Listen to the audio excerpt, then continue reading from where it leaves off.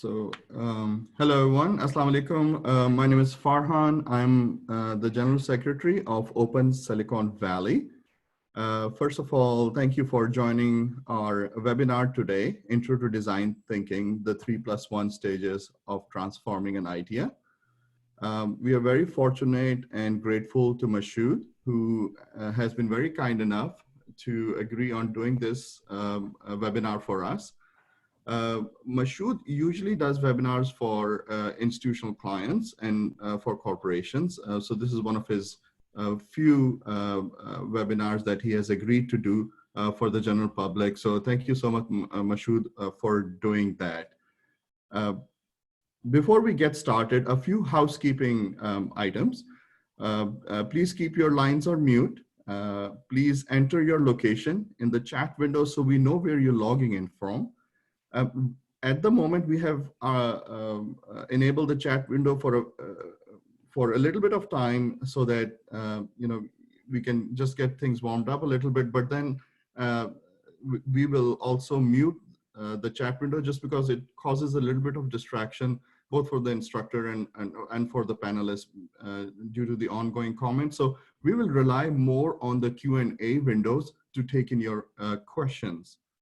In between the webinar, Mashhood will also be asking a few questions. We will go ahead and unmute some of the lines based on the answers that are available. And we will also do some pollings in between.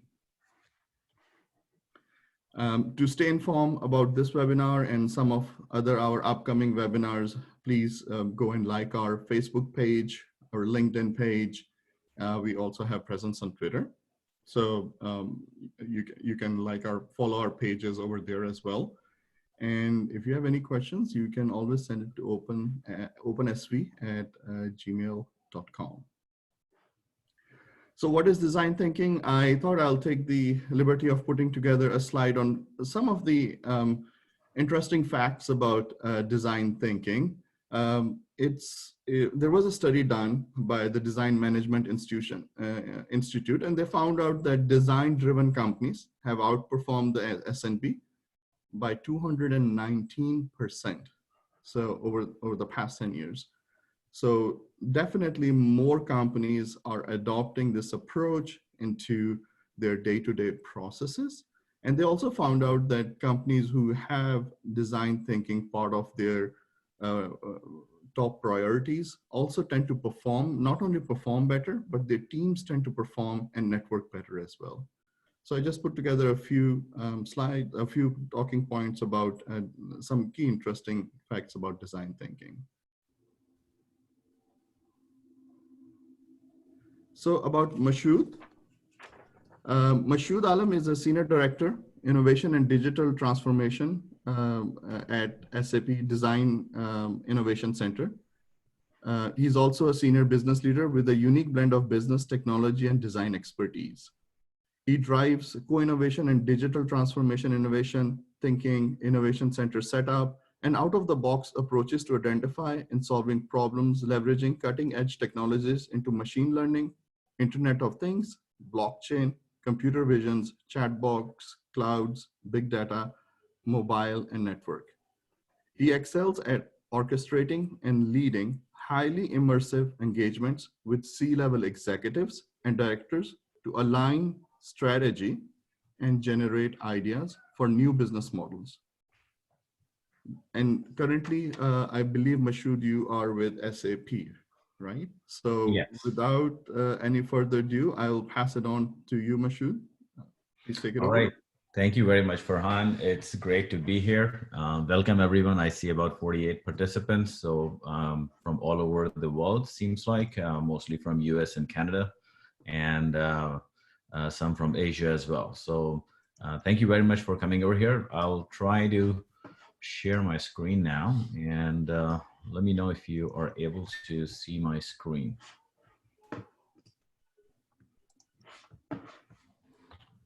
Farhan, can you confirm if you can see my screen now? Yes, we can, Mashhood. Okay, awesome. So thank you very much. It's a pleasure to be here, and feel free to keep it engaging. Let me just give you a brief context of what we are going to be covering today, as well as in the next 4 weeks. So today, I'll be giving you an introduction to design thinking and also introduce you to the framework for transformation that I documented in my book that the cover is mentioned over here. These 3+1 stages of transformation includes understanding the problem, devising solution, crafting business, and then managing risk. And I will be covering each one of these stages in the subsequent weeks. So feel free to ask any questions that you have in the Q&A portion or chat. We will be offering a signed copy of the book, and there are several ways you can get those. One is if you attend all the 5 sessions, you get a chance to get one person who attends all the sessions will get the signed copy. If you choose to become open member, you can also get a signed copy. And I have reserved one special copy for depending on who of the participants participates in the most engaging and quality participation. So I'll choose one at my discretion and then send that book to them. With that, I wanted to understand a little bit in terms of how familiar are you with design thinking. So Farhan, if you can start the first quick poll so that we can ask the participants. So just quickly, without spending too much time, just answer these questions. And I want to see whether the questions are live. Farhan, did you start the poll? Oh yeah, here it is.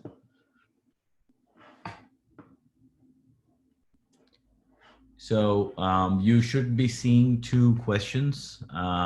Please feel free to quickly respond so that we can have an idea of your familiarity with design thinking.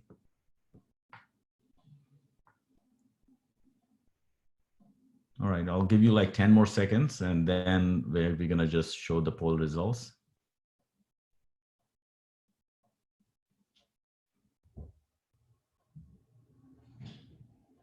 All right, last call.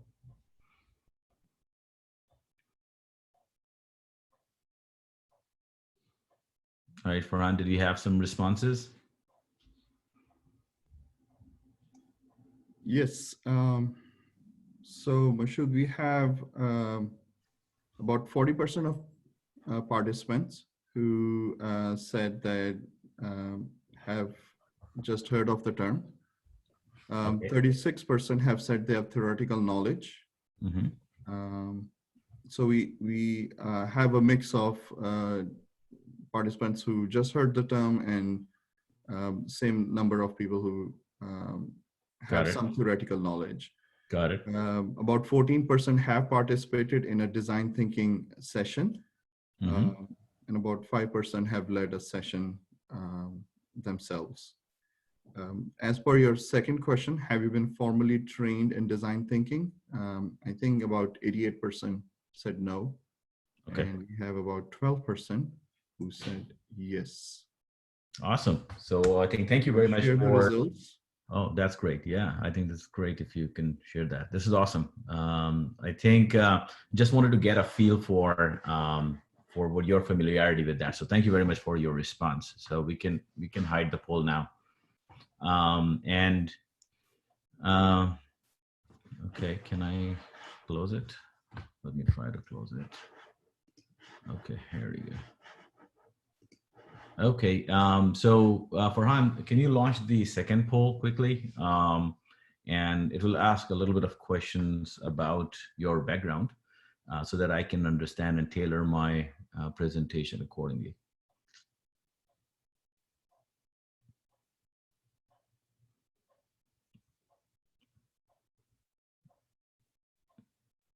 All right, here you go.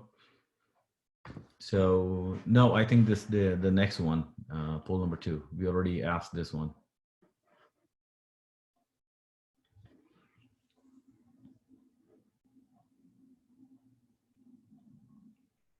Farhan, are you launching? Yeah, exactly. This is one about yourself. So just spend like 30 seconds answering these few questions. I just want to get an idea of how much experience do you have in work life? What's your work and study background? And I believe that there is another questions.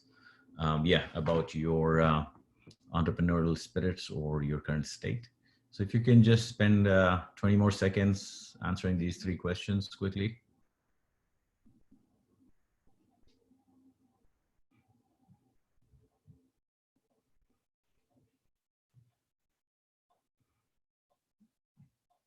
All right, 10 more seconds.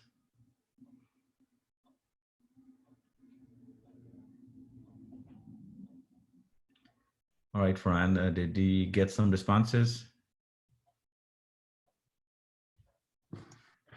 Sure. I'm gonna share I'm gonna share the results. Please let me know if you could see it. Otherwise, I'll just verbally go over them. I think share. Yeah. Okay. So yeah, I can see the results now. So I see that about 40% of you have more than 20 years of experience. 37% have between 10 and 20%. And about 19% have about 10%. So you guys are a pretty experienced bunch of folks. About half of you have a STEM background. About 40% have business and 2% arts. Okay.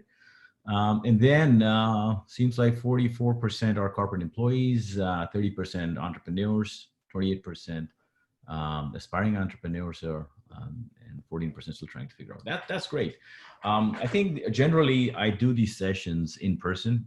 It's a highly immersive and collaborative session. So I'm trying to rely on the online mechanisms to get you engaged as much as you can. So feel free to stay engaged on the chat window while I'm doing that.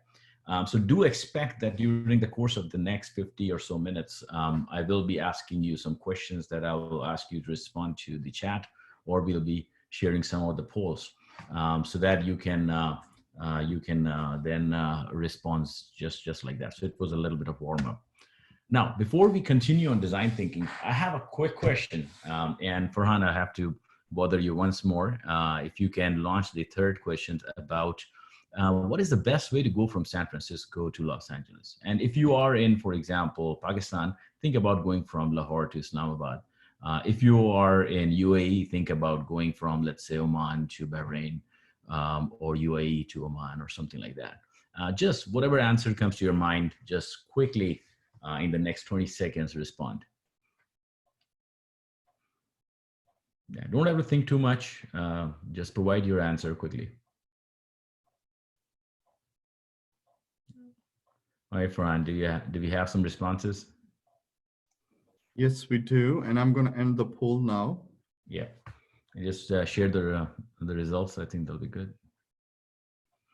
All right, so about half of you said that air travel is the best. About 40% of you said about van, car, and then teleportation. I like it. 4 of you want to get teleported. I love it.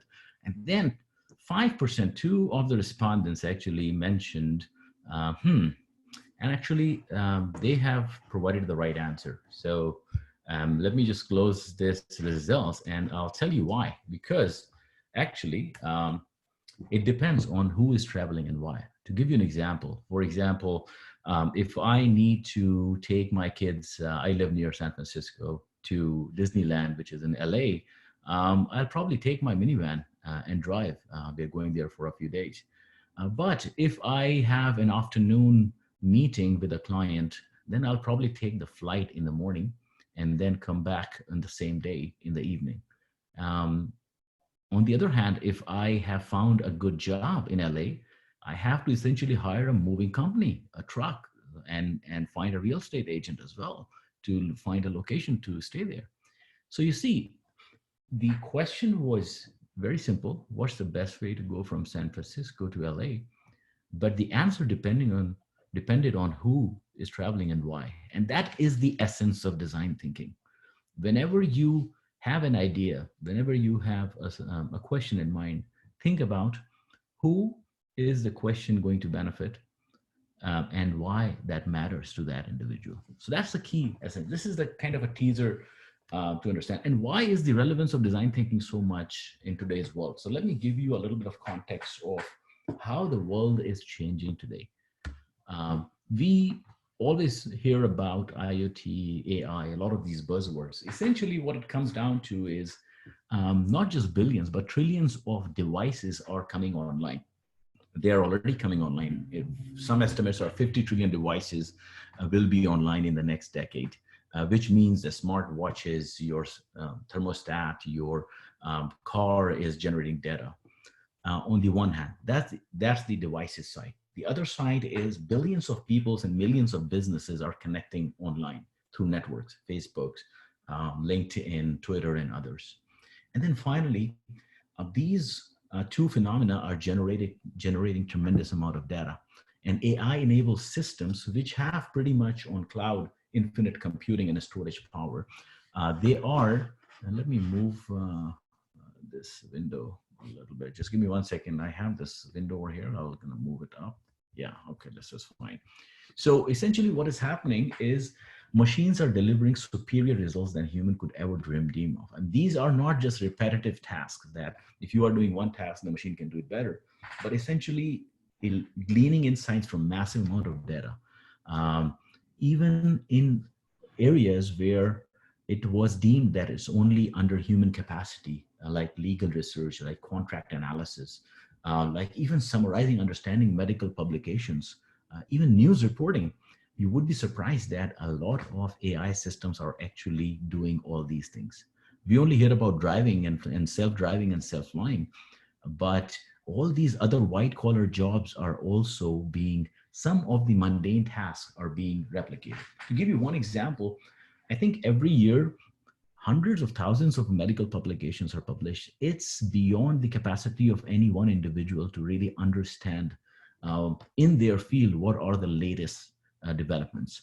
So AI systems are being deployed to go through all those medical publications and provide the rich insights from them to the doctors who would need them to take decisions for their patients, right?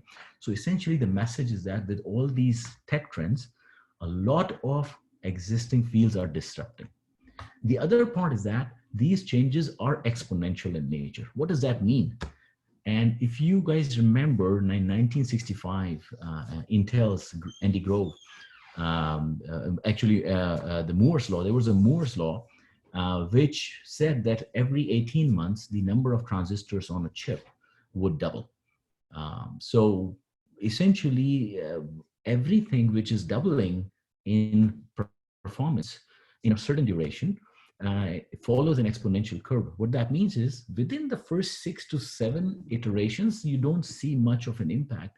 But as the knee of the exponential curve is hit on the 8th, you see the kind of change which is drastic in nature. And we have seen the improvements in computing over the last 50 years, which has enabled all these technology. What is more important now is these changes in a lot of the fields are happening in this shorter amount of time. In within 2 to 3 months, in a lot of these fields, the performance is doubling or even more.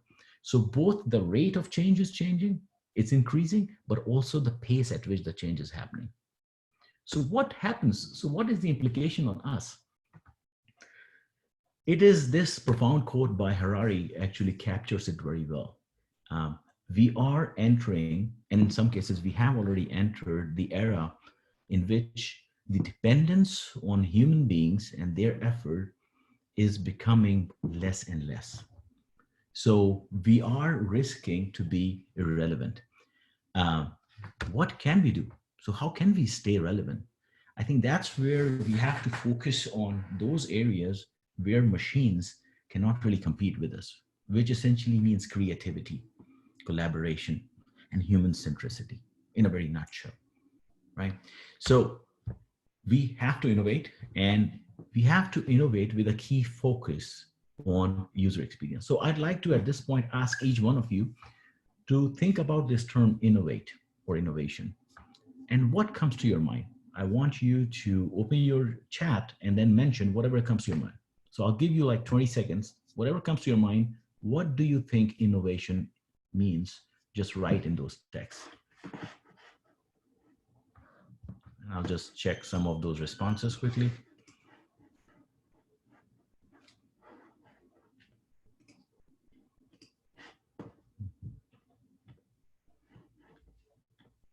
All right, so I see some responses. So making life better, okay, disruption, making things simpler, funding unique and serve solutions. Yeah, I think all of these are pretty good. Yeah, very nice actually. So let me try to give you a very simple equation of how we define innovation. Innovation in a very simple equation is it's creativity times execution. If you just have to remember one thing about innovation, it's creativity times execution. What does that mean? Execution is about solving problems. And we are pretty good at this because we have been trained since our childhood on solving problems. You have been given in your maths courses, solve this problem, world problem, and then you applied your knowledge of algebra and others to solve that problem. It's very important and it has really helped us well, but it yields incremental innovation. What's important is application of creativity, because what's becoming more and more important as we enter in this exponential transformation of the world is the ability for an individual to find problems, because finding the right problems actually yields to breakthrough innovations. So if you were to remember one thing, it's innovation is creativity, finding the problems times execution. It's not just creativity only. You can find problems, which is great, but if you are unable to solve them, if you're unable to execute on them, that's not gonna be much useful. So combining both of them is essentially innovative. So what I'll ask you again, so Farhan, if you can launch the next poll quickly, you have to respond in within 10 seconds, this question, are you creative? So Farhan, if you can launch this poll, next one, not this one.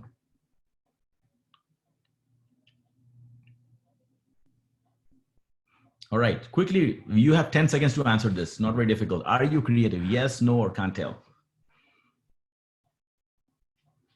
All right, 5 seconds.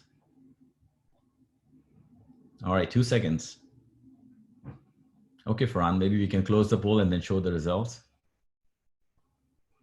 All right, so are you creative? I'm really glad to see that 57% of you said yes, and 11% said no, and then 1/3 said can't tell. Well, that's great. So for all those who said either yes or can't tell, I'm gonna ask you the second poll, the subsequent poll. So Farhan, if you can remove these results and launch the next poll, which is, are you more creative than a 4-year-old?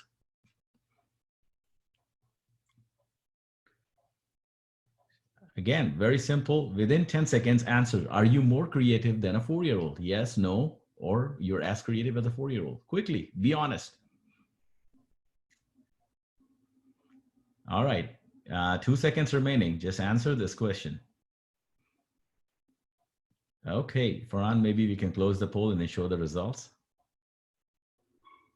That's interesting, right? So I really like that a lot of the senior folks think that they're more creative, a quarter of you, but I think you can see that more than 60% of the population, which is pretty in line with what it is, that somehow we, even though we consider sometimes ourselves creative, when we think really honestly about ourselves and little kids are way more creative than us in general. So we can hide this poll now. And let me tell you about creativity. And this is an interesting, I want to continue this and Farhan, if you can launch this poll, it's gonna take 30 seconds for them to respond. Essentially, I want you to essentially think what percentage of the population is creative when you talk about 5-year-old kids. So select the best estimate that you have. What percentage of 5-year-old kids would be classified as creative geniuses? And I'm not just talking about creative, I'm talking about the highest level of creativity, creative geniuses like Einstein's level. And also, if you then answer the second question, which is what percentage of 10-year-old kids would be classified as creative geniuses?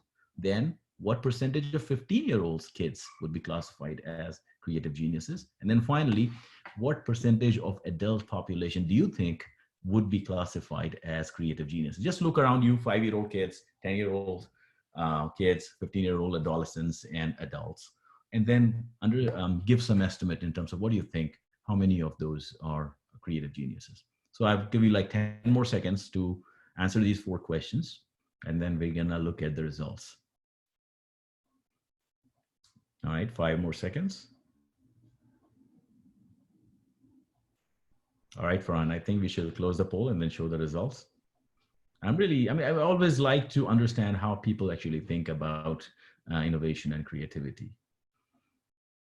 Let's see the results. Okay, so what you guys have said is about 75% of the 5-year-olds are creative geniuses. About a quarter of you, 31% said that. 24% said that more than 90% of the 5-year-old are creative geniuses. Let me just over here. Okay. When you go up to 10-year-olds, seems like the percentage is declining, but it's still pretty good, like 44%, around 50% creative, 44% of you think that, and then 20% think about 75%. And well, that's interesting. And in 15-year-old, I think the percentage of respondents who think that very small percentage of 15-year-old kids are creative geniuses. I think it's increasing. Okay. And then finally, adults, 87% of you think that it's around 10%. That's very interesting. So let me tell you about a study that was done actually. So this is a psychologist, American psychologist, George Land, and some of you might have even seen his TED Talks or his work. But he was approached by NASA in, I believe, 60s to create an creativity assessment test that could be given to NASA's engineers, because NASA wanted to select the top creative engineers for some secret projects. So he did that. But then what he did was he said, okay, let me give this test, because that test does not require any comprehension skills. It was more of a pictorial test to understand creativity. He gave the same test to 5-year-old kids. And you might be surprised that 98% of 5-year-old kids came out in the category of creative geniuses. He did not stop there. He actually conducted a longitudinal study and gave the same test to the same 5-year-old kids after 5 years when they were 10 years old. And can you imagine the percentage of the same kids which remained in creative genius category dropped to 30%. So within 5 years of their early age, from 98%, only 30% remained creative geniuses. He again gave the same test to the same kids when they were 15 years old, and only 12% of them remained creative geniuses. And then finally, as you can see, he did the study for overall population, adult population in US, and only 2% of the adults came out to be creative geniuses. So you can see from this graph that we are born creatives. Actually, we are born creative geniuses. Our environment, our schooling, our culture, it sucks our creativity out of us, right? So this was an interesting insight. So what I want you to do is think about yourself as creative geniuses. And there are many ways in which we start judging ourselves and so on and so forth. But one of the key insights from his study was, if you look at kids and if you look at adults, what is the main difference when we are generating ideas? So when we are generating ideas, this is called divergent thinking. So you're not really worried about whether the idea is good or not. You just need to generate idea, right? And what happens is that what we can make the error is, while we are generating ideas, we are also criticizing those ideas at the same time. So in psychology, it's called convergent thinking. So while we are generating, our mind is trying to generate new ideas. Our other part of the mind is actually trying to criticize it, find faults in it. Children do not do that. So one technique that what you can always do is, whenever you are solving any problem, separate these two. So you keep the divergent. When you are generating ideas, creating more choices, you do not think about the quality of those ideas. You just keep generating. The quantity matters at that point. But then once you have generated tons of ideas, then you start applying convergent thinking. So essentially start narrowing it down, right? So I think that's very important. If you just apply that part, I think you will see your ability to generate and then come up with better solutions pretty quickly. Quick question. What is common in these companies? Uber, Airbnb, and WD-40, right? Feel free to provide some chat responses. All right, I'll see something right there. Yeah, they sell their product. That's good. They make money. All right. They have unique idea, disruptive norms. Yeah, all of these are pretty good. I mean, you guys are pretty well going on that. I think there are many things, but I think a couple of points I like to highlight is they all challenge the norms and assumptions. They all solved human needs, and a lot of these needs were not just physical; they were like emotional needs too. And then they weren't afraid of failure. Now, obviously, we have all heard about the story of Uber and Airbnb. Think about it. We have been told since our childhood, do not ride in a stranger's car, right? Uber was founded on that principle. Actually, Lyft was the first one, then Uber came in, but Uber became more successful. But they essentially challenged that norm, that pre-held belief. So they challenged the assumptions. Airbnb, we have always been told, do not invite strangers in the house. The whole $40 billion company Airbnb is founded on that, breaking that assumption. The business model is based on inviting strangers to live in your house. And then finally, you would be thinking, why is WD-40 here? It's like a very rudimentary product. It's been there for ages. This was actually created by two NASA scientists and engineers. And they actually thought about at that point that there got to be a better way of lubrication by combining chemicals than the existing greasy, very dirty oil that was in the past. So they actually, have you ever thought about why WD-40 is called WD-40, not WD-20? Because 40 means the number of experiments that actually succeeded. So they did combination of many different chemicals and then tested it 40 times. And then the 40th time, actually, they succeeded in getting the right consistency and right lubrication and all that ability. Now imagine if they had just left at 39th experiment, we would not have WD-40. So again, they weren't afraid of failure. They actually took failure as a learning opportunity. So that's where design thinking actually comes in with this context. What design thinking is it's a misnomer. Actually, it's more about design doing rather than thinking. But when it was codified by the founders of IDEO, David Kelly primarily, they call it design thinking. And why design thinking? It has two words: design. Design essentially, I think most of you guys are not from design, it brings actually form and function together. Design is not art. It's not. It's art is the form part. So how it looks and how it feels, right? That's the form. But more importantly, it's the function as well. So what purpose does it serve, and how useful it is? Design brings the two together. On the right-hand side, there is thinking. The thinking is creative and business. On creative side, it's more based on emotional insights, more iterative, more explorative, more novel. On business, it's more rational, logical, stable, and value-based. What is a business value, right? Design thinking brings creative thinking and business thinking together on the one hand, and focuses on form and function together on the other hand, right? So to give you from the leaders in the field, Tim Brown, the president and CEO of IDEO, he conveys it in this way, that it's a human-centered approach to innovation. And again, if you think about it, if you read this quote, it conveys that in a very succinct manner, that it focuses on the needs of the people, the technology, the possibilities of technology, and the requirements of business success. The three kind of circles come together. Essentially, desirability, feasibility, and viability.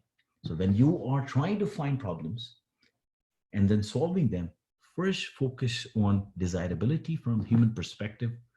What is the need that you're trying to solve for whom? Then look at what are the technology options available, and we can feasibly create some solutions. And then Third part is look at whether that solution, that approach has business viability or not. From Dan Norman, who is also a stalwart of design, he conveys that design thinking is about a method of solving complex problems and creating new ideas. And also, the second part of the quote, I love it because design thinking is solving the correct problem. I'll give you one example from my practical experience. I was invited by one of the US states in the Midwest, and I worked in the governor's office to help solve their procurement execution problem. So when I kind of conducted and I'm not going to go in detail, but when we laid out the end-to-end journey of procurement, we found out that procurement execution takes 5 days, which seems like quite a lot. But that 5 days was in the entire span of 9 months. So I stepped back and I asked the leaders over there, I said, what do you guys do in this 8.5 months preceding the procurement execution part? They say, well, we gather the requirements for procurement. I said, okay, don't you think that it makes sense to solve a problem which takes 8.5 months rather than a problem that takes only 5 days? And they looked at each other and they said, yeah, of course. And then we tailored our focus to procurement requirement gathering. So the point is, a lot of times when we are presented a problem, we take it at its worth that yes, this is the problem to be solved. In fact, when you go deeper into it, and this approach will help you go deeper into it, you will find out that actually the problem was something else. So I think finding the right problem is very important. And here is the first part from my book is when you are presented or you have any idea to solve a problem, look at it from the perspective of the user. Again, coming back to my initial thought on who is the main beneficiary or stakeholder here and what is the problem in what context.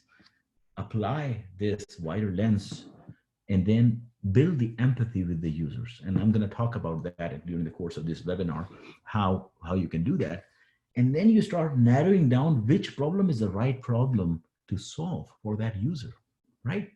So I think first ground yourself into empathy with the end user. For that, you would have to understand who the end user is, right? A lot of times you would be surprised. I've worked with a lot of startups as well. And I've asked this question that who is it for and what is the problem you're trying to solve? And the founders cannot agree on that. So I think there is very important, the first step is explore the problem space first before you jump to the solution space. Once you are trying to solve, you have identified which problem you are trying to solve, then again, try to see in the context of the user how you can solve the problem in an iterative manner. So the thing is, all the solutions that you see, that you use, that you love right now, they did not just emerge in the first go. There was several iterations, actually in some cases, hundreds of iterations that happened before the kind of end product came in, which actually solved the user's need. So again, to summarize, this is essentially, first you explore the problem space, and then you explore the solution space, right? And again, I'm applying the divergent thinking and convergent thinking principles over here. We call it double diamond approach. Apply the diamond approach of divergent thinking first on problem space, then narrowing it down on the problem using convergent thinking, then applying the same divergent thinking on ideation, and then narrowing it down in an iterative manner, what ideas are going to solve the problem. So design thinking is about empathy. So these two pictures we took when we sent our research team to one of our customers. Essentially, they were trying to improve the experience for the store delivery for a consumer products company. This guy actually goes in trucks to deliver ice creams, stock the shelves on many different retailers. So essentially, our research team empathize with them. How you empathize, and this will be the topic of the next session, which will be understanding the problem, where I'll be giving you some more techniques. But you essentially put yourself into users' shoes to understand their plight. That's what empathy is. And now, a quick poll. Farhan, if you can launch the next poll. You guys must have kind of seen a lot of creative spaces where collaboration is happening. So the question is on importance of collaborative space. So what do you think? How important do you think a creative collaborative space is for innovation? Quickly spend like 10 seconds and answer the question. Is it indispensable? It is extremely important. Is it nice to have, or it is not needed at all? I just want to understand, what do you guys think about having a collaborative innovation space to foster a culture of innovation? All right, a few more seconds, and then maybe Farhan, you can close the survey and then show us the result.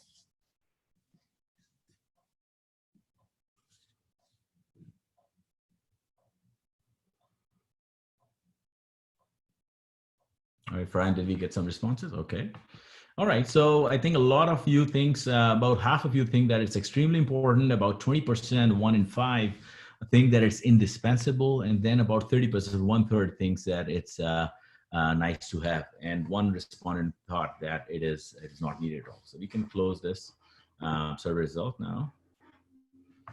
Okay, so let me tell you, the collaborative space is nice to have, essentially. This is a time lapse from one of the workshops that I ran with one of our customers. And here, it was in their space. The furniture was not movable. It was stuck. There was cubicles. You can see the walls were not writable. But we actually converted all this space into a collaborative space by using flip charts. So you can see on the wall on the right and left side that we use a lot of flip charts. But essentially, we knew the process through which you innovate and bring the ideas forward. Here, the other part is that there is a lot of interdisciplinary collaboration as I mentioned, the technology and pretty much advancements are happening at an amazing speed in all these fields. There is no way that one individual could have all the knowledge about technology, about business, about the context, about the community and others. So what you need to do is you need to identify the right stakeholders and then bring all those perspectives together.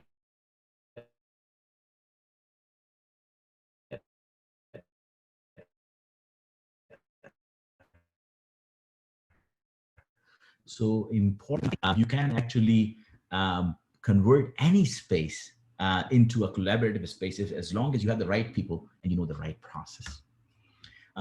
This highlights, I think during the same workshop, we were actually doing experiment prototyping. So this is one of the initial prototypes. A lot of times folks think about, when they think about prototyping, they think about fancy tools for prototyping, either fancy online tools or some other key aspects. Just having a paper and a pencil is probably sufficient to do the first prototype. Here, I mean, this time lapse shows how the different folks in the team actually were just using flip chart and markers to convey their ideas into prototyping and do the first prototype. This project actually went on to become to win 2 design awards, but it was based on the initial prototype. The other part of design thinking is showing rather than presenting. So although I'm presenting over here, that's the best we could do on this medium.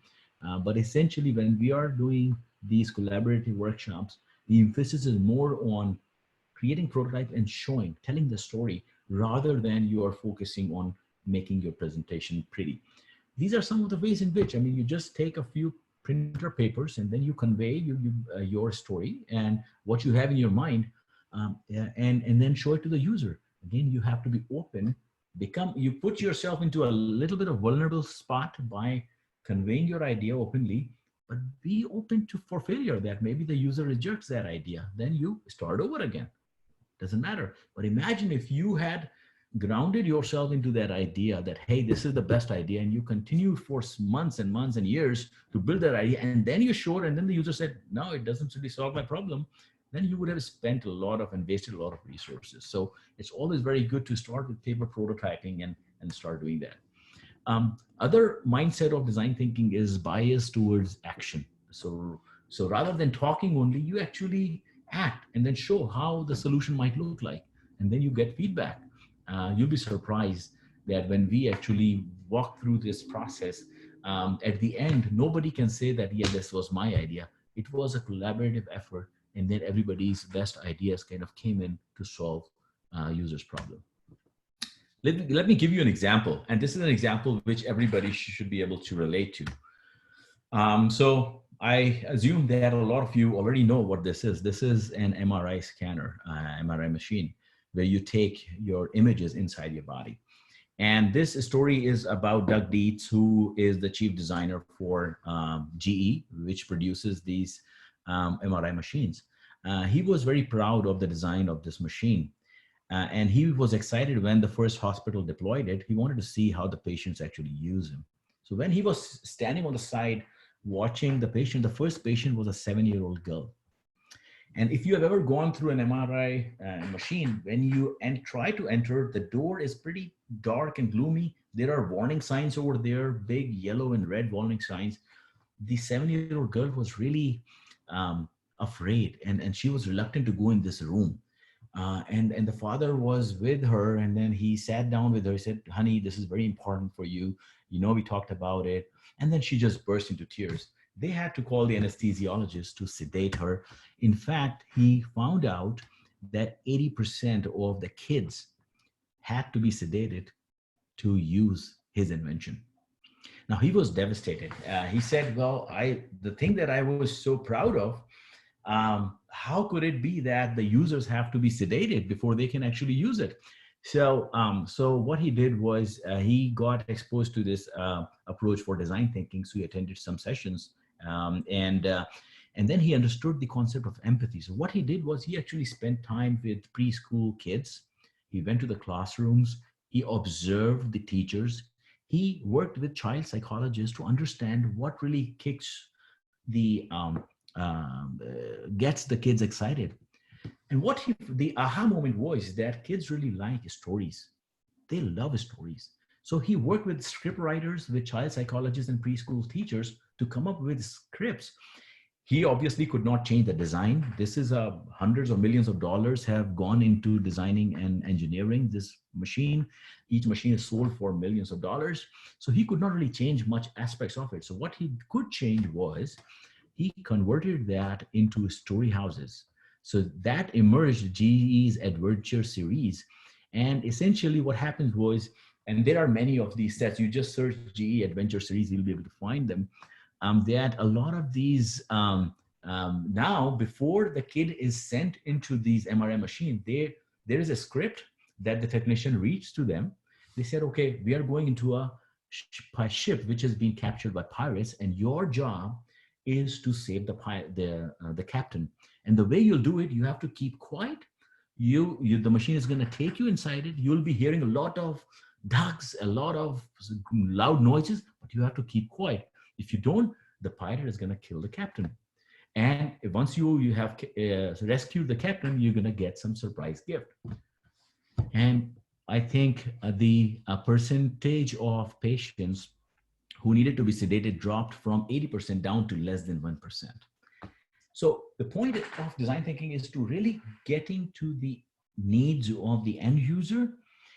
The solution may not be fancy. In this case, it is nothing at all. It is just painting some scenes and then creating that story, which helps the child get through this experience without any trauma. So why is that important more and more today is because we are all living experience economy. What that means is that experience is more important. If you go back, a lot of you are 20 years experience. If you think about your initial 25 years back, you had desktop computers. You went into the morning, checked your email or your messages on the desktop. That was an ugly experience. And then you went out doing your work. And then in the evening before you left, you actually checked it. Now, each one of you, I guarantee that you have a smartphone in your pocket, which you check more than several times a minute, right? So that experience, you are subjected to whether it's a good experience or a crappy experience on a regular basis, many times a minute. If you look at a lot of business executives, what they're saying is that there is huge importance. 81% of executives are saying that personalized customer experience is their top priorities. Companies' digital strategy is actually grounded in customer experience. And if you look at from customer angle, customers are 6 times more likely to buy from a positive emotional experience and 12 times more likely to recommend a company than actually with a crappy experience. So it's very important for businesses. If you look at what's happening in the entrepreneurial space, and this presentation was from 2016. So more than 42 design firms have been acquired by businesses. 9 out of 25 VC funded startups have designers as co-founders. And more designers entered VC in the last 2 years than, and actually now it's probably the numbers have increased as well. And then finally, as Farhan mentioned, the Design Value Index confirms that design-centric companies outperform the market by a huge margin as well. You can check about Wall Street Journal, Business Week, HBR, Bloomberg. They've all shown the importance of design and design thinking in driving business strategy as well. I have personally used design thinking not just for solving specific user problems, but driving digital transformation for enterprises, startups, joint go-to-market strategy, sales and account strategy, as well as data analytics strategy. So it's very important. Now with that, I will kind of now introduce you to the Transform 3+1 framework that I have documented. So obviously I have gotten inspiration from a lot of work that has been done already by IDEO, by Stanford D School, David Kelly and all. And based on my experience, kind of, I have tried to capture this essence into a structured framework. And I'll give you kind of a brief background in terms of why I felt there was a need for this. When I led a lot of these engagements, I essentially worked with 3 different stakeholders. One were the business leaders who were focused on business value and very analytic and results driven. The other ones were technologists who are geeks, data scientists, engineers, architects, who really love technology, but they did not really have much appreciation of user, and they did not really empathize with the user or much had business sense. And then the third community was the designers community, who are great at understanding the human needs, but they did not really have much understanding of technology or business. And I kind of work with all of these 3 to drive the ideas to execution and scale. So I thought that I think maybe I could convert that into a structured framework, which will help all these constituents. If you're a designer, if you're a technologist, if you're a business guy, and if you have any idea, hopefully this framework will help you step by step look into exploring whether that idea is desirable, whether there is a need from the user perspective to understand the problem. That's the first stage for any idea that you have, right? So think about it, that who is that idea solving the need for, and what is that need? The second part is how can you use technology, but also more iteratively. And as the MRI example I mentioned, there was pretty much no use of technology. It was changing of the experience for the end user through storytelling, right? So the solutions could be quite different and varying. So how to go about from understanding the problem to devising a solution. So that's the second stage. The third stage is looking at how you can craft a business model. And you'll be surprised that most of these startups, when they fail, they do not fail because they have not understood the problem, or they do not fail because they have not created a solution. Actually, they fail because they could not create a sustainable, scalable business model. So I think the third stage is that. And then why I call 3+1, because a lot of times, the last stage that I would mention now is forgotten in this endeavor, because you're so excited that you have an idea to solve a problem. You're very excited about solving a problem with some technology and create a business out of it. What you end up missing is the uncertainty that is instilled in your business model, and which is based on assumptions that you have made throughout these first 3 stages. So obviously, this framework I will walk you through in next Saturday. I'll walk you through the understanding problem phase, through how to do the user research, identify stakeholders, persona, customer journey, etc. How to quickly prototype and evaluate ideas, build the storyboards, etc. Also create the business. And then how can you manage risk by keeping tab of your assumptions that you're making. because risk essentially is when you have assumptions and you have not validated them. That essentially instills the risk. So this is the kind of transform 3+1 structure framework for converting ideas into a business using design thinking, and I'll be walking you through that in the next 4 weeks.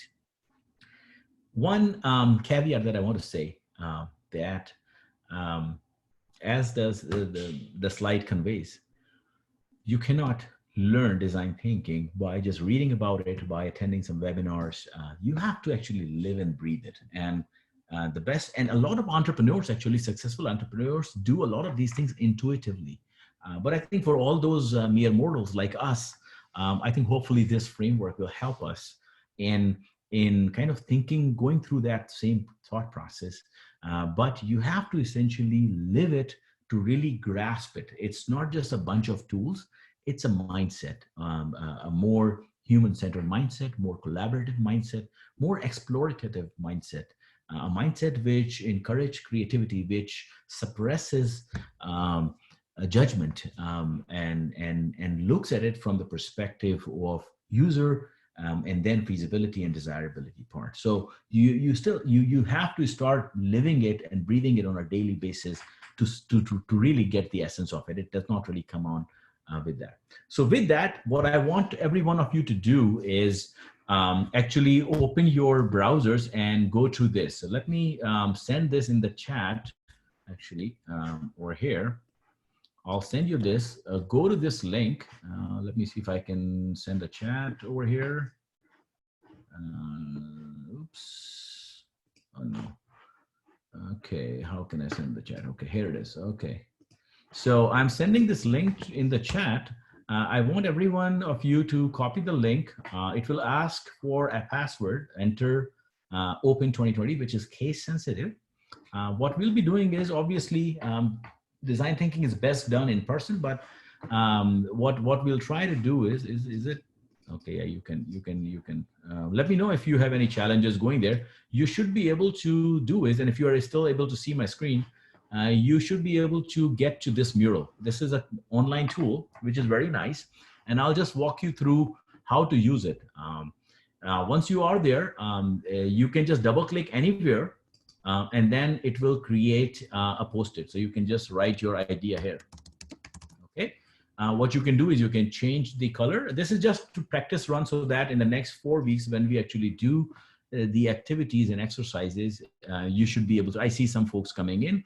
Feel free to, in the problem and ideas section, the #1 questions, do you find something worth fixing? Do you have some idea of any cool idea? Double click anywhere. So George or anonymous cat, anonymous duck, bird, just double click anywhere, write down any thought that's coming to your mind, any problem idea. I see a lot of cursors. I love it. Love the collaboration. This is cool. Nice. You can change the color of your post-its. Feel free to play around with that. You can, oops, I don't know why somebody was able to change this. Okay, let me try to lock it. Wait, don't move it. Oh man, somebody's moving it. Okay, my settings. Okay, don't move the frameworks. Okay, I don't know why it's being moved. So please avoid moving. I don't know, there's some bug over here, but avoid moving the frames. Just enter your, okay, this is getting interesting. I just want you guys to play around with it. Do not move the areas. #1, #2, the rectangles, please do not move them. Just double click and enter your, okay, that is interesting. Let me try to, okay, I want you to do that. Okay, all right, so at this point, let me try to see if I can stop from it. All right, okay, wait. Okay, it looks like people are having fun. Fine. I mean, that's good to have fun. Let me manage over here.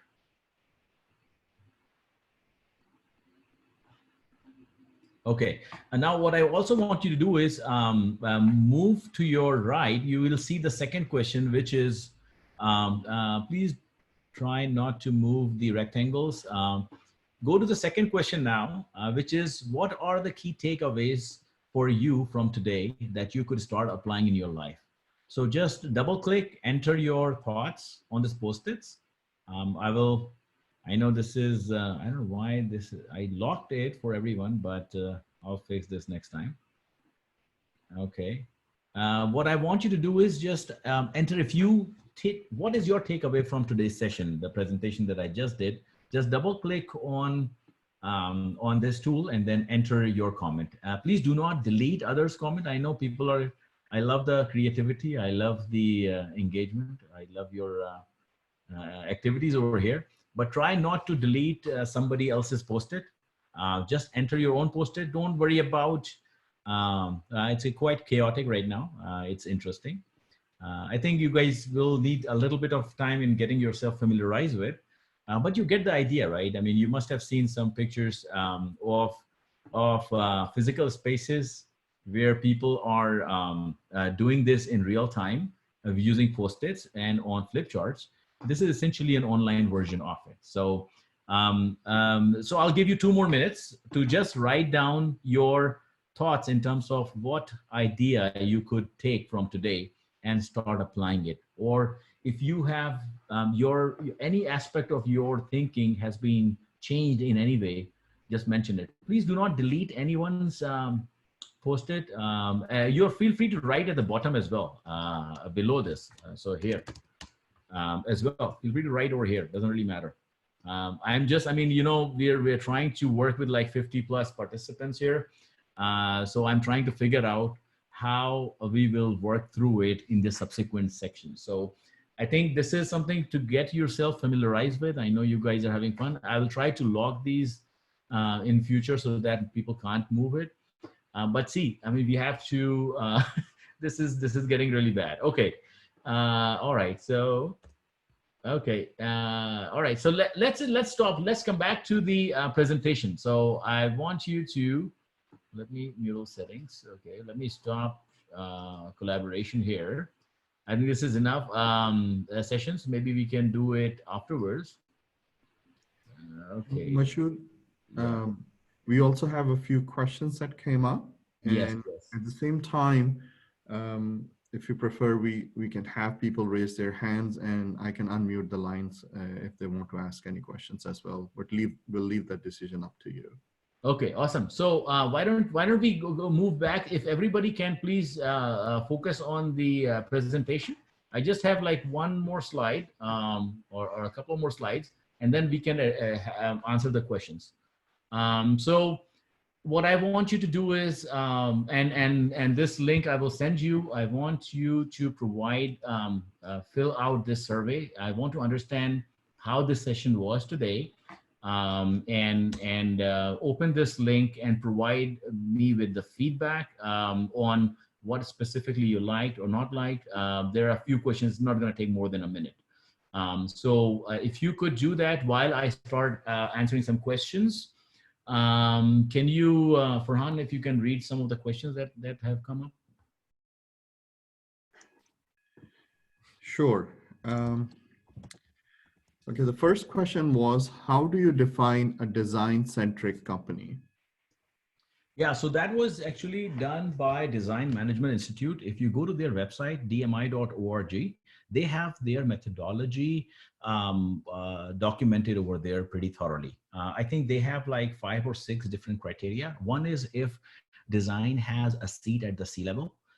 If they have done investments in design, hiring and nurturing as well. And there are many other aspects on it. So I would encourage you to go to the dmi.org website and then find out more about their methodology. All right, this is an interesting one. Why are most investors not impressed with creative entrepreneurs and look into revenue and growth? I am not sure what you, whether I agree fully with your premise. But as I mentioned again, if you look at Amazon, Salesforce, and several other startups, actually Tesla even, they were not profitable for the first 10 years of their lives. Do you know that? So why did customers actually, why did investors continue investing in them? Because they realize that they are solving some problem at a more deeper level, which has future potential. So I think the old idea of ROI based investment, that has actually gone. Obviously, when VCs invest, they invest to get some returns out of it, right? So within 3 to 5 years, they want to see some return. But more importantly, you can have any kind of projections in your business plan. Anything, and especially in the VC area, they don't really look at those financial projections at all. They look at what is the problem you're trying to solve, for whom, how big is the market, and how passionate are you to solve that problem. Essentially, these are the main criteria. So I would rather have you look at actually why investors are doing, because the investments are not really done based primarily on business part. But on the other hand, I'll have to reiterate again is, if you look at design thinking, it's about desirability first, then feasibility, and then viability. So business viability part comes in together. Okay. We have another one. By excluding the irrelevant in the process of design thinking to expedite innovation, don't you think we are limiting our imagination needed for creativity? I'm not sure whether I got the question right. Maybe you confused the irrelevance from the quote from Harari. What I meant by irrelevant was that with this technological innovations, the human beings are becoming irrelevant more and more. In more and more jobs, machines can do a better job than a human. So businesses would not continue to hire. And that's why a lot of automation has happened over the in the whole industrial revolution. If you look at previously, people used to make clothes or any other items with hands. And then the factory automation came in, and this machine were actually building those material. Now what's happening is that with AI, a lot of work that humans are doing on their computers is being done by AI-based systems. So human beings are becoming irrelevant. And design thinking actually does not make human beings irrelevant. Actually, it focuses on human needs. So we have to bring back the creativity, collaboration, and human centricity. That's the whole essence of design thinking. Okay. Another one, what are the key challenges faced in doing design thinking? Well, key challenges are a couple of things. If you are in a large organization, it becomes challenge if there is lack of executive support. Other challenge is the mindset of the people. But if you have the right people to run these sessions, I have seen tremendous amount of creativity emerge from places where you wouldn't even consider that creativity could emerge. For example, I ran a session, or an engagement rather, with a company in Saudi Arabia. And in one of those sessions, it was a hospital actually. And one of those sessions, we had one of those teams who were nurses, and a lot of them were fully veiled nurses. But during the course of those 2 days, that team was the most energetic, more prolific ideator, and they were the most active who provided input. So I think it's about creating the environment, and one of the key challenges is the ability to facilitate these sessions. You require a whole breadth of experiences in the facilitator. So importance of the facilitator in these sessions cannot be overstated. I've seen a tremendous amount of workshops and these engagements because of a great facilitator. I have seen really unsuccessful ones because the facilitator just didn't understand, or couldn't communicate well, or couldn't energize the audience, couldn't really get the process moving. So these are some of the challenges. Sure. And just a reminder to all the attendees, if you do need to ask a question live, please raise your hand in the attendee box, so I know that you have a question, and I can unmute your line so that we can hear a question live from you. So please provide the feedback on this form. I'm just sending the link again.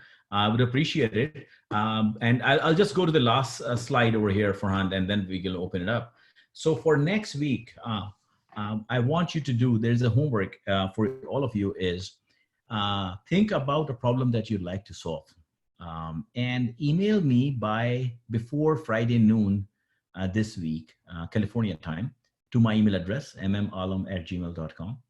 I don't know how I'll try to facilitate it. I mean, today's warm-up ideation session was not really, did not really go as expected, was quite fun. I'll try to figure out how best to actually facilitate it for the next one, because I want to not just keep it at the presentation level. I don't believe that within an hour or hour and a half, I'll be able to run a proper design thinking session, especially with 50 or so participants. But I'll try to maybe expose to you like one or two tools from the book that we can use. But what I want you to do is send me an email, just maybe in the subject mention design thinking, and then write what problem you'd like to solve. When you are stating the problem, think about who is the main user. So what is the problem you're trying to solve for whom? Just mention that. I'll collect all of these, and then I'll probably select or maybe combine a couple of them, and then maybe select top 3 to maybe use them in the next session. I still am trying to figure out how best to run this session online. To do that, so do send me this email. Again, the next session will be around the first stage, which is understanding the problem space. And again, just a reminder that if you attend all the sessions, you will get a chance to get a book, signed book. If you become open member, you would get a signed book for sure. And then based on your quality participation, I might give one book to somebody as well. So with that, I will just now open it up for any question and answer now. So yeah, go ahead, Farhan, next question, please. Sure. So I'm going to open up Hassan, your line. You are the first one. Please, after you ask your question, please mute your line again so that Mashhood can answer your question and then move on to the next participant. So Hassan. Hassan? Yeah, this is Hassan Farhan. Can you hear me? Yes, yes, we can hear you. Okay, this is the same thing as QFD, Quality Functional Deployment, is it not? I'm not familiar with that, Quality Functional Deployment. Okay, that's fine. That's okay. So next one, I'm going to move to Ashok. Hey, Mashhood. So how the lean methodology that relates to design thinking? Yeah, lean methodology is based on agile principles, more of how you execute on them. Design thinking is more at the front end of the lean methodology, where you actually apply human centricity to identifying the problem and then in an iterative manner solve the problem. So there's a lot of overlap, but I think primarily it's the human centricity and empathy based problem finding and then iterative way of solving it. That's it. And I think the execution part is handled by the lean methodology. All right, the next one is, the next question is coming from Rahil. Hi, Mashhood. Assalamu alaikum. Well, Salam, Rahil, how are you? As always, excellent session. Just a very quick one. Would you be covering these, the different types of tools like the ideation phase, the journey map, something like that? So I think the 4 stages, understanding problem would cover some of the persona journey maps and some of those aspects. Devising the solution part would cover the storyboarding and others, and crafting business will cover the human-centered, value-based business model part. So yeah, I'll be covering those. Obviously, based on today's session, I don't think that I'll be able to go deeper into all of them, but my book documents a lot of these in more detail. All right, the next one is from Usman. Usman Munir. Usman. Hi, Mashhood. My question is about the IDEO's shopping cart. Remember, they came up with that idea and it was applauded, but somehow I don't see it in use. So what do you think went wrong? And the second question I have is, when we do converge and diverge, and we pinpoint to a very narrow focused idea, what do you think will make sure that the one that we are picking up is the right one? So I'll address the second question first. Diverge and converge. So when you converge on an idea, it's about nobody can tell you whether the idea has merit or not. The only way to find out is doing the prototyping and testing it with the end users, right? So as you do test and you do hundreds of tests, you actually try to find the right solution for that. And that's the only way to know whether an idea has merit or not, through experimentation, which essentially has instills the mindset of fear of getting over the fear of failure. Because each time when you show a prototype to the user and user rejects it in some way or criticizes it, that's a failure. That hurts, right? But you have to get over that mindset that, hey, my idea was bad. That, okay, well, this idea did not work for the user. Let's try another way. So I think it's only through experimentation. Now, coming back to the shopping cart example from IDEO, right? So there is one thing is to find out an idea, and there's a different thing to scale that idea in the market. Now, there are hundreds of reasons why an idea which might seem good on paper may not actually be validated by the users. And then one idea which is validated by the user may not see the value in the market to scale, right? So scaling part is a lot different as well. So nobody can say at what stage whether this idea is going to save. The only way you can do is you apply your value judgment, you see what the users are seeing it, how big the market is. Maybe the business model was not there. Maybe the switching cost for the existing cards, if you are, let's imagine you are Walmart. You know, Walmart has 11,000 stores worldwide. Walmart has 2+ million employees. Imagine how many shopping carts they would have in their stores. If each store has, let's say, 500 carts, multiply that with 11,000, you're talking about tens of millions of carts replacement. Maybe the switching cost was not justified. Who knows, right? There are many reasons for that. So a lot of these things, there was a very, Silicon Valley is filled with a lot of examples which were pretty good. Like WebVan was a great billions of dollars of valuation when unicorn was not even a term, right? And they failed because their business model did not scale, right? And if you look at before Facebook, we had the other Orchid and MySpace and many others, right? Well, I was part of the MySpace. Right. And just look at it, Google. Before Google, if you remember, when Google came out, Yahoo and Alta Vista were the leading, and I think Lycos, right? These were the leading search engines.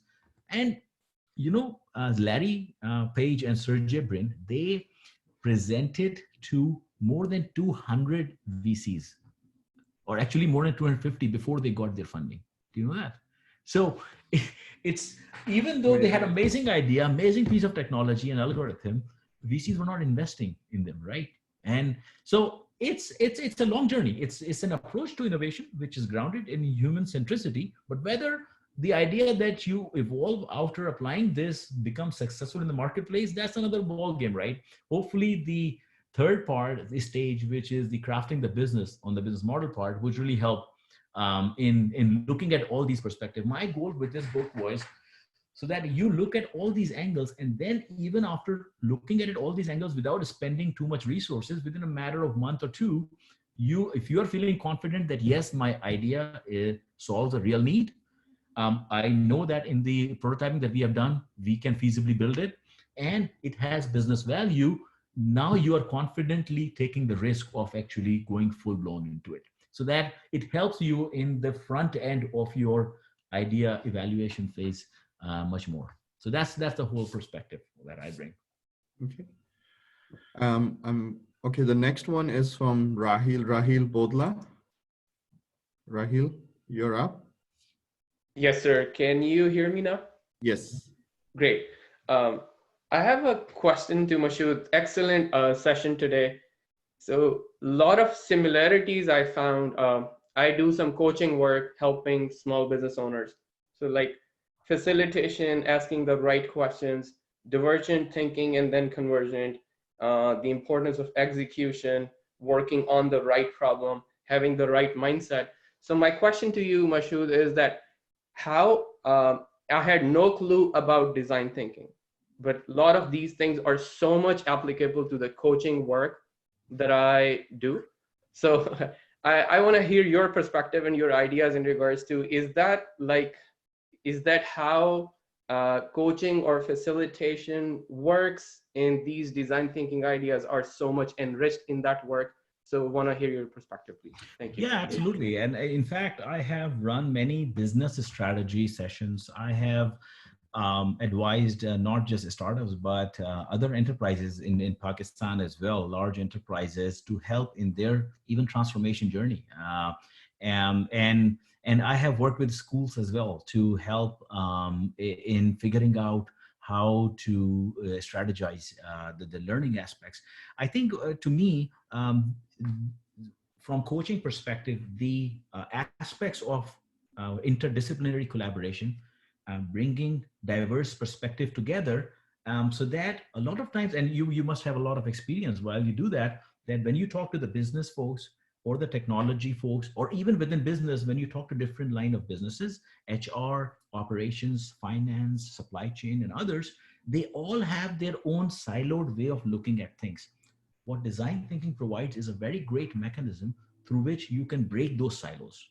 I think that's where I see the facilitation part, the bringing the perspectives together to move in a direction, getting those ideas out, and then kind of evaluating those ideas in a very short amount of time without doing too much detail. I think those aspects really come in handy for coaching based on my experience. So Mashhood, we had a question come up in the Q&A box. Possible to give some examples of how design thinking and your process of 3+1 was applied to a startup? How successful are they now? Yeah, that's an interesting perspective, because if you look at, my book came out kind of in end of 2018, right? But I actually worked with a startup in Pakistan, which was an offshoot of a large enterprise, large group over there. That startup has, using this framework, actually released 2 products in the span of 15 months, 15 to 18 months, which are in the enterprise industrial IoT space. They grew from kind of 1 employee to now 75 employees already. So I think they're doing, they're on the right track now. I have worked with several startups on the early stages, and most of what I've been able to help them with is at the early stage, evaluate, look at their idea from all these 3 angles as well as assumptions. So most of them, about 3 or 4, actually, after just doing this session, going through these questions that I kind of document in this framework, they were able to stand back and then look at from different angles, be able to change the direction quite significantly as well. So my goal is to help them ask these questions, and then look at from desirability, feasibility, viability, and uncertainty managed risk perspective, so that they take their own decisions to move forward on that. So yeah, this is my kind of brief experience with it. All right, we are almost reaching the 90-minute mark, so we're going to take 3 more questions because they have been there for quite a while before we end our session. But just a reminder, I have typed in Mashhood's email in the chat box or the chat window. Please feel free to email Mashhood any questions that you may have. But I'm going to give Maham, you are next. Please go ahead and ask your question. Hi, can you hear me? Yes. So I'm not from a design thinking background, so please pardon me if this question is very basic, but I have two questions for you. One is that when I think about design thinking, it's for me, it's more like a product-based procedure that helps the organization to come with the products. So my question is that when we talk about product design thinking, or when we talk about design thinking, does this process can be applicable to service industries or retail industries? And the second question is that if you think that these companies that are really big on design thinking, does this design thinking protocol in their organization helps them to work proactively for the crisis management? Let's say, for example, those creative companies which were big on design thinking, their reaction to the COVID-19 here in Silicon Valley or around the globe. So what is your take on like design thinking in a service, and how this design thinking helps the organizations to be more proactive in the crisis management? Thank you. Yeah. So design thinking is as I mentioned earlier on, it's a problem finding and problem solving approach, which has been applied not just to product innovation, but service innovation as well. In fact, when service design is a very mature field in application of design thinking in designing the service, because you're looking at the end-to-end customer experience. If some of those slides talk about the importance of experience, whether the experience is using a product or interacting with the service, it's equally applicable, and it's been applied many a times as well. What happens is that service aspects are also, if you look at the traditional retail, is moving from, and this links to the next question as well. If you look at a lot of these retail companies which had brick and mortar stores, and now COVID-19 put them in pressure on not allowing their customers being reluctant to go into their stores.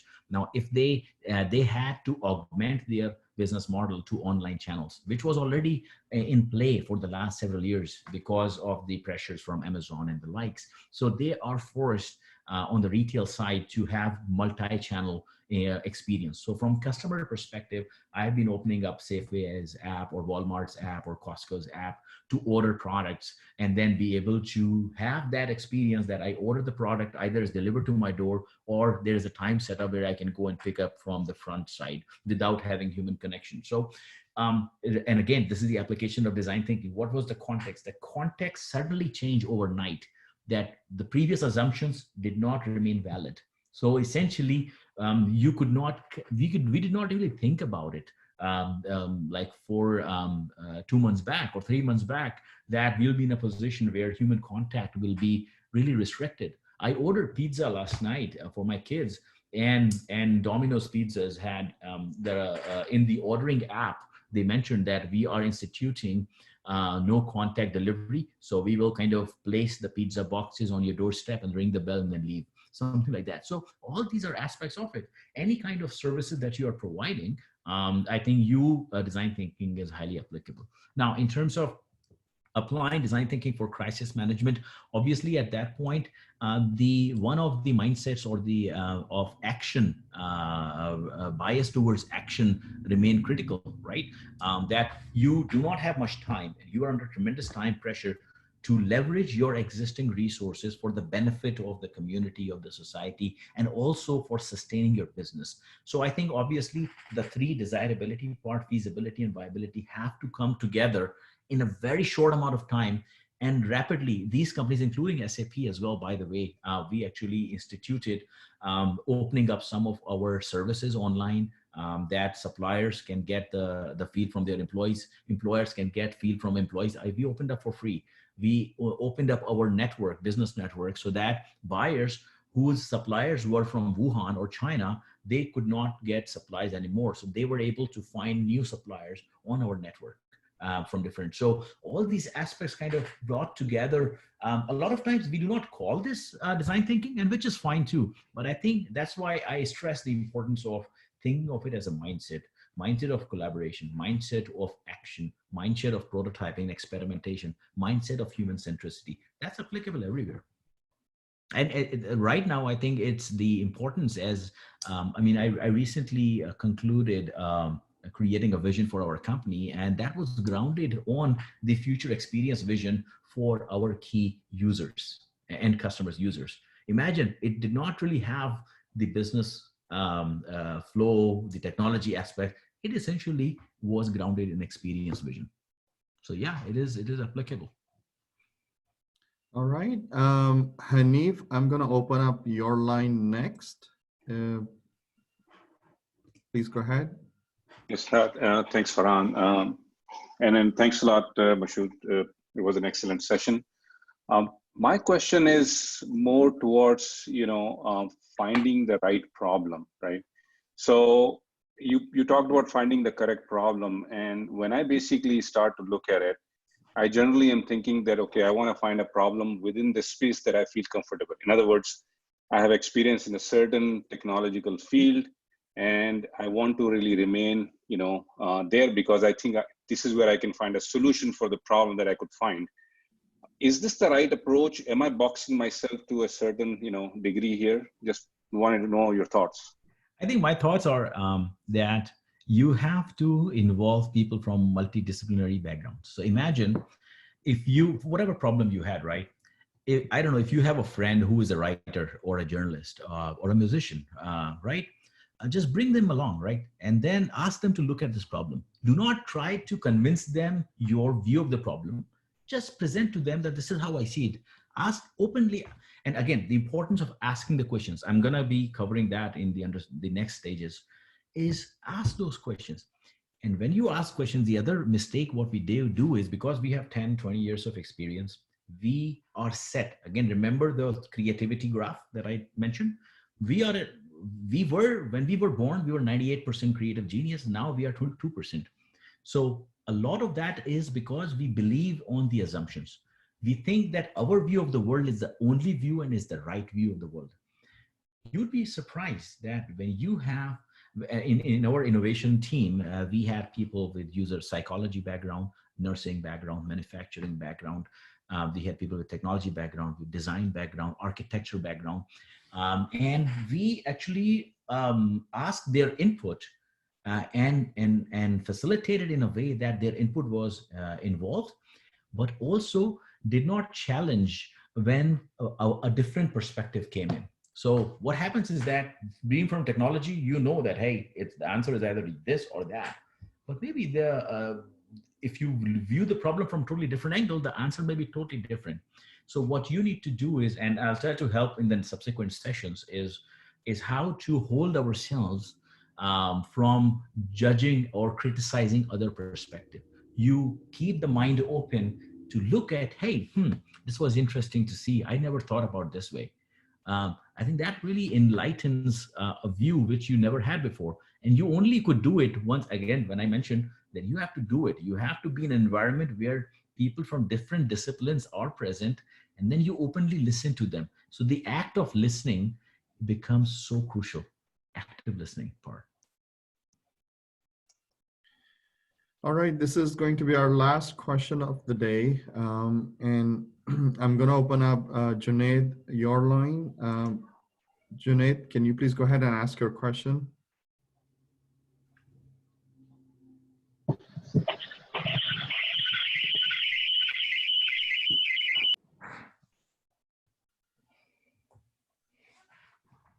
Junaid, we cannot hear you.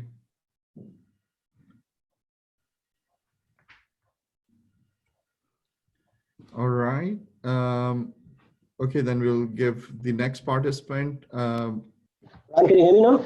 Oh yeah, we can hear you now. Please go ahead. Sorry, I was connected by my cell phone as well.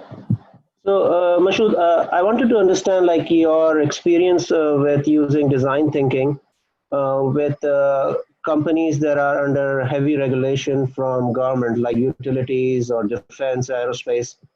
And also, are you going to cover any tips on adopting some of these design thinking process or design thinking itself in companies that have a lot of bureaucracy and a lot of, I would say, red tape inside built in their structures?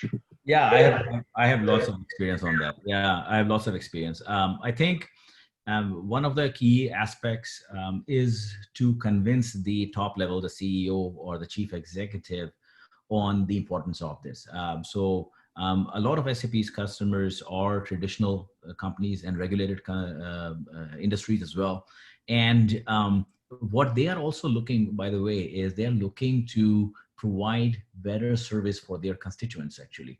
So it all starts with the customer experience. So we have been able to work with a lot of these kind of traditional regulated industries, but at the end of the day, their customers, guess what? All of their customers have these smartphones on their pockets, and they use the smartphones for their personal and social interactions.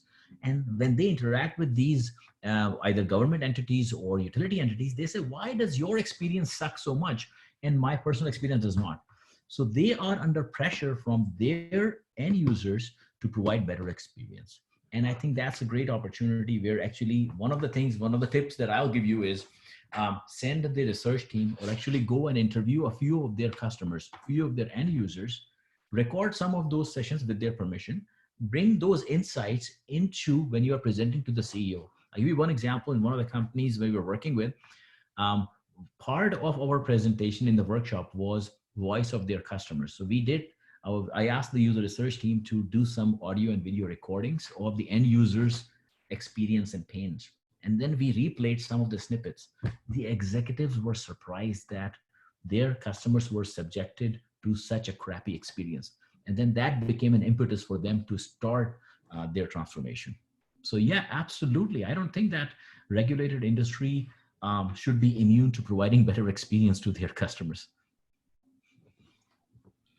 Thank you, Mashhood. There was one question that came up, and I think I can answer that question. It's around what does it mean to be an Open Silicon Valley member? So, Open Silicon, if you become a member of Open Silicon Valley, it's an annual membership. It runs from the time you become a member to exactly 1 year from that date. And Open Silicon Valley is, as you know, is a nonprofit organization. We host these seminars and networking workshops either in person. Most of us used to do that pre-quarantine days, in-person workshops. And then there are some workshops which are members only workshops. Other than that, we provide networking opportunities, professional growth opportunities to all our members. So once you become a member, you're able to not only attend our free webinars and free workshops, but it also gives you access to our exclusive member-only workshops. And some of them are just having mentorship breakfasts with some of our charter members like Mashhood and other charter members. So I would highly encourage, if you could, be a member of Open Silicon Valley. It also gives you discounts on some of our future workshops or future seminars, where we have tickets for rest of the audiences, but our members, most of the times they get to attend them for free. So there's a huge benefit to getting membership. And as you can say from this webinar as well, if you sign up and become a member, you get a free signed copy of Mashhood's book on design thinking, which again subsidizes your membership instantly by about more than 50%. So it's a great incentive. With that, I will give it back to Mashhood for any last words before signing off from this webinar. Yeah, so I really appreciate all the engagement, and thank you very much for sparing your time over the weekend and working with us over here. I really enjoyed the participation. I look forward to continue the conversation next week. But just maybe one point final is just keep in mind that you all are creative geniuses. I think what holds us back is the lack of creative confidence we have. I probably check the two books, Art of Innovation and Creative Confidence by David Kelly. I think that will also help you guys a lot. Do not judge yourself. I know that there was some questions about communication skills. Obviously, communication skills are very important. We do mix having excellent communication skills with having heavy accent. I think heavy accent does not really matter too much as if you are able to actively listen to whether when you are communicating your insights are being received properly or not. I think that's the art of communication actually comes in. It's a very critical throughout this process, because when you are talking about, I'll tell you that when you are having people from different disciplines, the same word could be interpreted in their mind in a totally different way. The art for facilitator is to be able to see that and make sure that the clarification is done right there, so that the assumptions that are built into those conversations are minimized. So with that, thank you very much for your time. Have a great rest of the weekend, and next week stay safe. I hope you guys are following the guidelines for physical distancing, and I would look forward to meeting you next Saturday.